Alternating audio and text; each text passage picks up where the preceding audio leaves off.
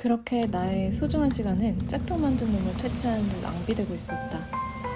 그런데 내가 겪게 된 중요한 사실은 이미 법원의 결과 같은 건 전혀 중요한 일이 아니다. 판사에게 내가 잘했다 칭찬받기 위해 소송을 하는 게 아니니까. 내 제품을 선택하는 건 판사가 아니라 소비자다. 전혀 우리 제품에 대해 무슨 원리인지 이해도 못하는 듯 보였던 판사에게 네가 원작자다, 이겼다, 땅땅땅 이걸 받는 건 아무런 의미도 없다. 결국 이기는 건 내 제품이 비록 더 비싸지만 소비자들의 선택을 받아야 하는 것이었다. 그런데 사실 이게 불공정한 싸움인 게 뭐냐 하면 나는 이 제품을 출시하기 전 2년간 공장을 찾아다니며 많은 세월과 비용들을 감내했다. 어찌 보면 그 비용들이 제품에 녹아있는 것이었다. 소비자들은 억울할 수 있다. 2만 원이면 왜 이렇게 비싸? 원가 10,000원이면 만들 수 있겠네. 그런데 그게 간단한 게 아니다. 처음 개발할 때 이게 세상에 없는 제품이다 보니 시제품이 너무 많이 필요했다. 시장에 출시하기까지 다 됐는데 2년이 걸렸다. 시제품 한번 만드는데 다 돈이다. 20대가 감당하기에는 너무 큰 돈이었다. 사실 인생을 걸고 시작하는 거였다. 아이돌이 되면 좋지만 안 되면 망하는 걸 알고 시작하는 것처럼 나도 내 소중한 20대의 2년이라는 시간과 거금의 돈 1억을 투자했다. 그런데 나중에 재판에서 1억이라는 돈이 너무 작은 돈임을 실감했다. 변호사가 투자 비용이 10억 정도는 되어야 유리한데 1억은 너무 작다고 했다. 그때 당시 나에게 1억은 마이너스 통장만 보면 한숨이 나오는 엄청난 돈이었는데 재판에서 부정경쟁 방지법을 밀어붙이기에 1억은 너무 작다고 했다. 꼴랑 1억 투자한 걸 가지고 징징대세요 라고 말하는 것 같았다. 그런데 그 짝퉁놈은 갑자기 혜성처럼 나타나서 내 물건을 내 스토어에서 주문하고 그걸 똑같이 공장에 의뢰해서 만들었다. 예를 들면 에디슨 젓가락이라고 아이들 교정용 젓가락이 있다. 젓가락질이 힘든 애들한테 너무 좋은 아이디어인 거다. 그런데 이게 아이폰만큼 엄청난 기술력을 요하는 건가? 이 개발자님한테 짝퉁업자가 따져 물으면 할 말이 없으실 것 같다. 이게 나오기 전까지는 아이들 젓가락질 가르치기가 정말 힘들었을 것이다. 그런데 짝퉁업자들 눈에 보기에는 저거 젓가락 2개 붙여놓고도 특허라고 난리를 치네? 저 디자인처럼 저거랑 살짝 디자인 바꿔서 내가 내버려야겠다. 소비자 눈에도 그럴 수 있을 것 같다. 저거 젓가락 2개 붙인 거 아니야? 10,000원이면 왜 이렇게 비싸? 원가 1,000원이면 만들 수 있겠다. 그리고 저렴한 짝퉁을 살 수 있는 거다. 실제로 찾아보니까 에디슨 젓가락 짝퉁이 많다. 에디슨이 아주 잘 팔리는 제품이라는 소리다. 나 같으면 절대로 짝퉁을 사지 않고 원작자의 물건을 산다. 아무리 반값이라고 해도. 그런데 실제적으로 소비자는 갈렸다. 그래도 뭔가 우리 거가 훨씬 좋아 보이니 비싸도 우리 걸 사는 소비자도 있고 또 100원이라도 싸면 그걸 선택하는 소비자도 있었다.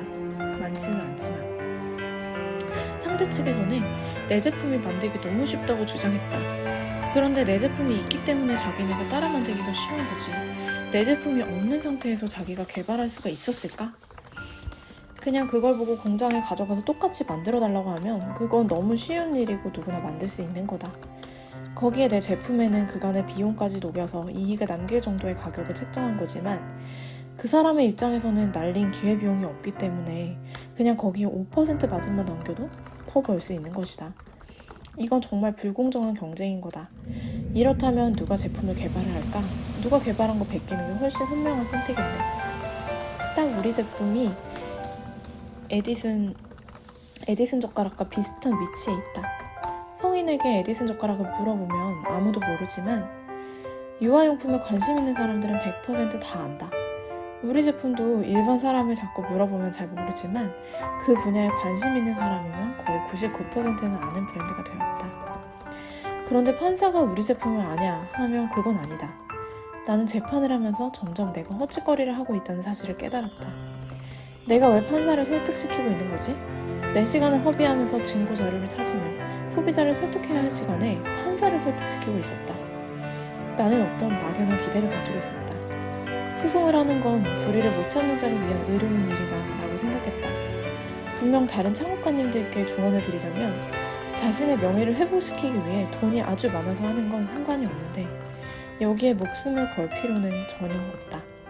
재판은 자유경쟁 시대에서 아무런 의미가 없다. 만약 짝퉁업자가 재판에서 진다면 아마 법을 교묘하게 피한 다른 제품을 들고 나올 수 있는 거다. 지금 에디슨 젓가락도 특허가 있다. 그런데 모두가 따라서 만들고 있지 않을까. 중요한 사실은 내가 브랜딩을 할 때 지적재산권을 낸다고 하면 이 권리를 과연 보호받을 수 있을까? 지적재산권에 대해 너무 믿어서는 절대 안 된다. 사실 디자인 출원, 특허 출원은 오히려 굉장한 허점이 있다. 특히나 디자인 출원은 특히나 세부적인 디테일 하나만 바꾼다면 전혀 무용지물이 된다. 원리는 똑같은데 디자인을 다르게 하면 아무것도 모르는 특허청에서 땅땅 합격! 이렇게 짝퉁놈에게 디자인을 내줘버린다. 정말 아무 쓰잘데기 없는 돈 주고 사는 소비자 대상가 이런 거랑 똑같은 거다.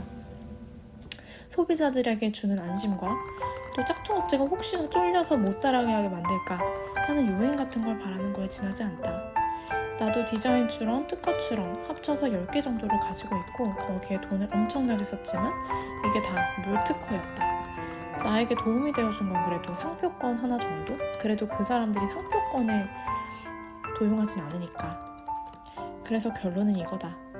내가 진짜 좋은 물건을 만들었는데 이걸 지적재산권이라는 테두리가 지켜줄 것이라고 생각하면 절대 큰 오산이다. 내가 진짜 좋은 물건을 만들었다면 그리고 소비자가 이걸 좋아한다면 분명히 짝퉁이 나올 것이고 짝퉁이 안 나오면 오히려 망한 사업이다. 그때를 대비해서 짝퉁이 나와도 내 물건을 선택할 수 있게 하는 게 내 제품을 지키는 방법이다. 그렇지만 개발자는 엄청난 핸디캡을 가지고 있다. 바로 내가 들인 투자금이다. 그래서 가장 중요한 건 짝퉁이 아무리 가격을 낮춘다 해도 경쟁력을 확보할 수 있을 만큼 투자금을 빨리 회수해야 한다. 초반기에 강하게 밀어붙여야 되는 것이다. 다음 영상에서는 부정경쟁 방지법과 관련한 재판에 대해서 좀 더 얘기를 해보려고 한다. 들어주시고 또 댓글도 남겨주셔서 너무 큰 힘이 됐다. 이전 영상에 댓글이 3개나 달려서 정말 힘이 됐다. 감사합니다. 다음 영상으로 찾아뵙겠습니다.